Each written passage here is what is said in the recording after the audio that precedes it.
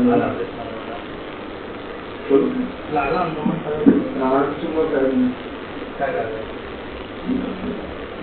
சும்மா எங்களை அவர் ஆனந்த நான் சொல்றேன்னா முகாந்திரம்லாம் பேசக்கூடாது.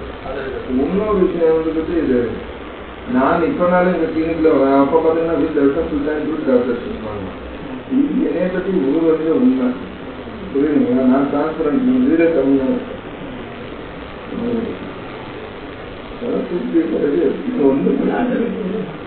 அவங்களே வந்து வீடு சார்ந்து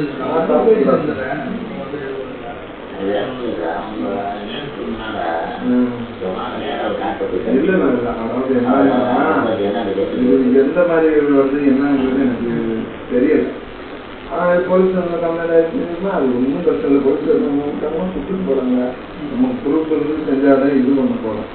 இன்னொரு விஷயம் அவங்க நீங்க சொன்ன மாதிரி டேப்லெட் கொடுக்குறாங்க, அபத்தம் பண்ணாங்க. அது நான் போய் பண்ணணும்னு புரியாது.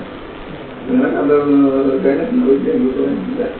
அதுக்கு லேட் ஆட்டோக்கு தான் பண்ணணும். நாள் கொஞ்சம் எல்லாமே இல்லை. நான் ஹாஸ்பிட்டல் ரன் பண்ண முடியாது. இதோட பெரிய ஒரு கம்பெனிலாம் வந்து இது இருந்துட்டு சும்மா இல்லாமல் மாதம் ஏன் 5 வருஷம் கழிச்சு சொல்லணும். என்ன முட்டையா இல்லை? நான் என்ன வேலையை வாக்கியாரு 2 நாள் ஆக்சிங் டிரைவராக எங்கள் அம்மா வந்துட்டு இது கூட்டு போனார். எங்கள் வேலை மாறிச்சு. எங்கள் அண்ணன்ட்டு தான் ஆக்சிங் டிரைவராக ஒர்க் பண்ண போகணும் தெரியுங்க. நான் இந்த ஏன்ட்டு வந்துட்டு 10 வருஷம் 5 வருஷம் தான் எங்கள் அப்பா வந்து ஒரே டிரைவர்.